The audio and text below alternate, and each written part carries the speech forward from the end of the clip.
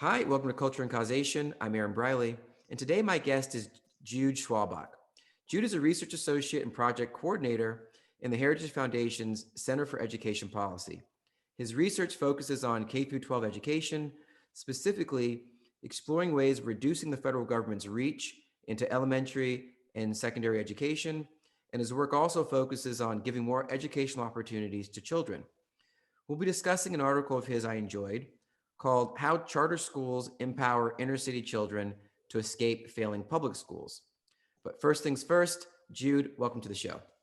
Thanks so much for having me, Aaron. I'm super excited to be here. Great, thanks for coming. Now, education is a big issue because it helps facilitate both personal and economic success. And this is especially true for people in lower income communities. So this is why I think charter schools are so powerful. It's because they provide an answer for a lot of the difficult questions concerning education. But before we dive too deep into the virtues of charter schools, can you briefly describe what they are and how they differ from public and private schools? Yeah, definitely. So charter schools are public schools, but they differ from the what we like to call their district school peers, insofar as that they have much more autonomy. And so this allows them to be much more innovative and address the needs of families. Another really distinctive factor for charter schools is that they don't have geographic attendance zones. This means that anyone who's a state resident can enroll their children in the school regardless of where they live. And then also, since, like I said before, they're public schools, there's no tuition. So really anyone from any economic background can attend these schools and really enjoy the benefits they bring. Great. Now, in your article, you discussed that charter schools can tailor their curricula to meet particular needs of students in lower income areas. Do you have any examples of how they do this? Yeah. So a huge advantage of charter schools, like you mentioned, is their autonomy, which means they can really innovate in the classroom and create a specialized environment. And while I didn't teach inner city kids, I was actually a charter school teacher in Arizona for a couple of years, and I had the opportunity to create my own curriculum, which was huge. It really allowed me and my colleagues to tailor our curriculum to the students that were there. But for schools that have specialized with inner city kids specifically, you've got places like Democracy Prep Charter School, and that school really aims to increase civic participation among low income and minority students. It's a prime example of how charter schools instill values in their students. Researchers actually found that students enrolled at Democracy Prep are more likely to register to vote, and in the 2016 election, they're actually more likely to vote in that election as well. Another really good example is Butler College Prep in Chicago. And they try to create an educational environment that's relatable to their students. And so the founder of the school, while he's moved on to other things now, but while he was there, he was really intentional about hiring teachers from historically Black colleges so that students would have a relatable role models in the classroom.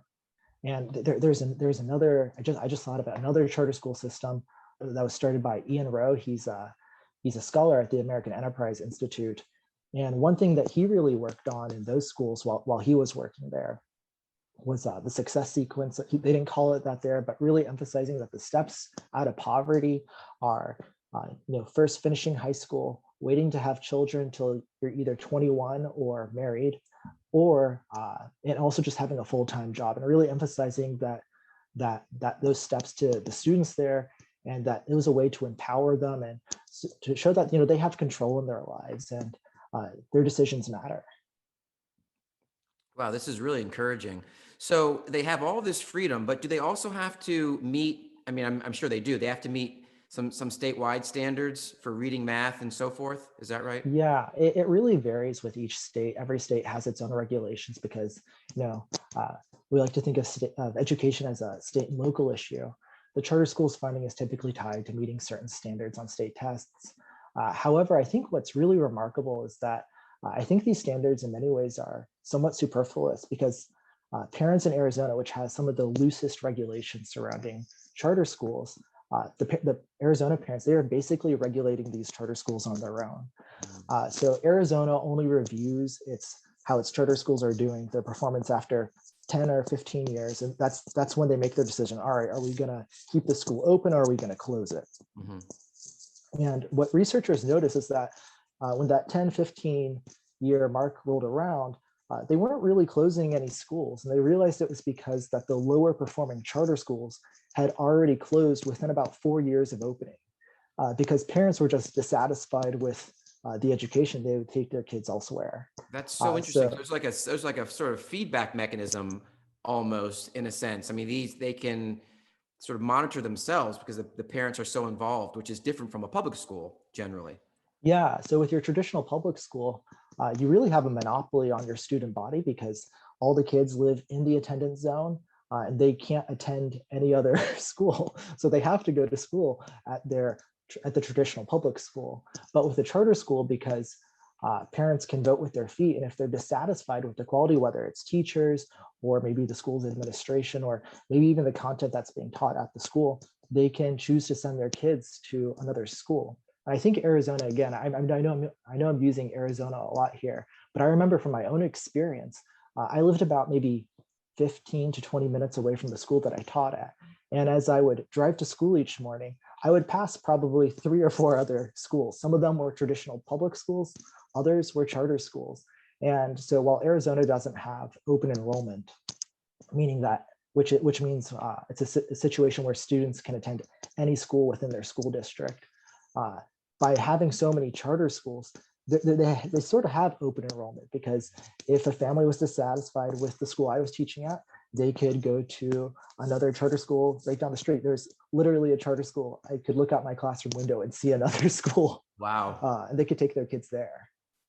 And and overall, and I think this was implied here, but overall, students perform better in these schools. Is that right? So again, sometimes they do, sometimes they don't. But what we have seen, there's a recent study that just came out a few days ago by Corey DeAngelis, and he showed that charter schools in New Orleans were more effective at improving students' test results on the National Assessment of Educational Progress in reading and math. Um, in and the Manhattan Institute actually estimated that charter schools provide Black students in poverty with an additional 59 days of learning in math and 44 days of learning in reading per year. And the reason I sort of mentioned earlier, sometimes we see real big improvements, and sometimes, and often cases, students will at the very least perform at the same level as their traditional public school counterparts. And I think what's important there is that test scores and so forth are important to families, but there are other things that are just more important, like safety or school environment and culture. And those are things that are really important to families. In fact, there's a survey amongst Florida families about 3 or 4 years ago. And what I think is really remarkable there is that it's a statewide survey, and Florida has a lot of different school choice opportunities. And so you really get a sense of what parent, when you ask parents, what do you look for when you're selecting a school, they can really answer that honestly, because they actually get to pick their kids' schools in many cases. And the top, 2 of the top 3 things that were rated as valuable were safety and that their kids receive some sort of character or values instruction. So I think that just goes to show that, and test scores were not the top 3. They're like number 10. And so, obviously getting a good education is really important, but parents are looking for other things often when that other things factor into school selection for parents. Wow, this is really insightful. So it seems like these schools are like a gift from the heavens almost. I mean, they're providing this additional resource for parents. Parents have more choice. They can pick schools that more align with their values. So it seems like there's a lot of benefits here, and I don't see many of the drawbacks. So my first question regarding that is, why don't public schools learn from this and change their approach? It seems like public schools could look at charter schools and see that they're doing very well in certain respects, and then model the charter school so that they can improve, so that the public schools can improve. Why don't we see this happening?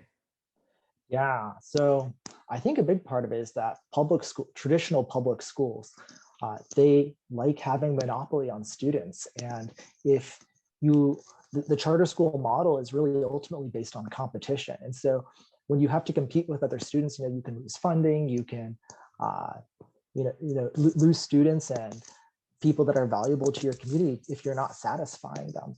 And so I think traditional public schools they're just not interested. They don't want to have to compete that way. They don't want to have to change if they don't have to. And I think a big factor here is teachers unions. And it's really important to remember that teachers unions are there to protect the interest of teachers, not necessarily students. And the charter school model really challenges communities and schools to change because they create a free and open marketplace. And like I was saying before, if an institution has a monopoly on a product, they don't like it when competition enters the marketplace. That's I can echo that. That's for sure. I mean, these government sort of institutions certainly don't like competition. We can see that in many different examples, even outside of education. But my second question to this, though, because these schools are so good, and it seems like these schools they at least provide more options for parents and for children. How could anyone oppose charter schools? Because I know there is some opposition to this, and I mean outside of the teachers unions. On what grounds are these schools opposed, and is there any validity to these claims? Yeah, so I think what the most common thing we hear when we hear about opposition to charter schools is that charter schools drain funds from district public schools. And there's also claims that charter schools, because they're unregulated, it means that folks aren't being good stewards of taxpayer dollars. And I think it's really interesting that they bring up this idea that there should be greater regulation on charter schools. First and foremost, because if we add more regulations, the charter schools end up looking just like no different than the traditional public schools. And so nothing's changed then. They're not offering something new. So why would families be excited to send their kids there? And then the other aspect is just adding higher regulations, because higher regulations, while they could be very well intended, they can still have adverse consequences. Mm-hmm. And my colleague Jonathan Butcher, he's done quite a bit of research on waste and fraud in public school districts. And what he found is that there's just often an excess administrative spending, vacant buildings, supported by taxpayer resources, fraud and theft. And this isn't to say that everyone does this, but I think it's important because if there is waste or excess spending, it's important for state lawmakers to look at this and really encourage school districts to clean up the books. For instance, the California Policy Center discovered wasteful spending in Los Angeles Unified School District, so where you are. And I think what's important about Los Angeles is that this is one of the biggest school districts in the nation. Mm-hmm. And what the California Policy Center discovered was that the school district was providing pay bumps totaling $519 million to teachers who took classes directly related to any subject taught in the school district. That means if you're a math teacher and interested in dance or maybe in history, you could take classes in that and get a raise, even though you're not teaching that. It's not impacting students. Another example is that there's billions wasted on bumps in teacher salaries due to Masters of Arts degrees. Harvard economist Thomas Kean has this great quote where he says, paying teachers on the basis of master's degrees is equivalent to paying them based on hair color. And even Brookings, which is a more left-leaning institution, they've done quite a bit of research showing that master's degrees don't correlate. Teachers holding master's degrees doesn't necessarily correlate to better student outcomes. And so I think what this really means is that if we're concerned about money being drained from the public schools, then charter schools, which are doing good, providing alternatives to families and allowing for change, we shouldn't say, oh no, this is the problem. I think the problem is within school districts themselves, where they're not using their where they're not stewarding those taxpayer dollars already. Yeah, and I think it also, another great example as well is that out in California and Oakland, we saw that the charter schools in those regions performed they had nearly equal outcomes to the students that were attending traditional public schools, but it was only at a fraction of the cost. So in Oakland, they receive only 63% of the funds that the district schools receive, and then in Los Angeles, it's 73%. So, I think charter schools, by their very nature, are conserving taxpayer dollars, and they're still doing quite well, or at the very least achieving equal outcomes. It sounds like they're sort of lean and mean, that they're efficient with the dollars that they take in, and part of this efficiency comes from the fact that they know that if they don't deliver a good service or a good product, that people will leave. So that kind of keeps them on their toes, so to speak, keeps them honest. Exactly. I think there's a huge incentive for any business when that if you don't have good customer service, you don't deliver a good product, people don't come back.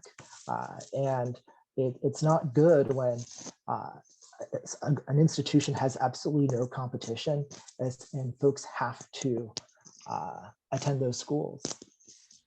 So I just thought of another question here, and I just want to make sure I'm clear on this, and hopefully, this will also clarify some things for the audience. But my question is now, so we have two ways, I guess, of giving parents more choice. One would be to look into charter schools, which we just discussed, and the other would be school vouchers. Is that right? Those are the two essential options that parents have to putting their students in different, putting their children in alternatives. Yeah, so vouchers are one way to do it. Although here at the Heritage Foundation, we think a better option is ESAs, which stands for Education Savings Accounts. Okay. And the thing that's great about Education Savings Accounts is that they do the same thing as vouchers. You can use them to pay for tuition. They're completely parent controlled, but they're much more versatile. So not only can you use your ESA to pay for tuition at a private school, you can use it to pay for books. You could use it to pay for physical therapy for your child if they have special needs. You could use it to pay for uniform. You could pay for any expense under state law, basically. Okay. And Arizona has these. West Virginia actually just signed a really broad legislation allowing for education savings accounts that are basically statewide. It's really exciting to see these changes and these opportunities, because I think this just opens up the marketplace even more. Charter schools are a great opportunity.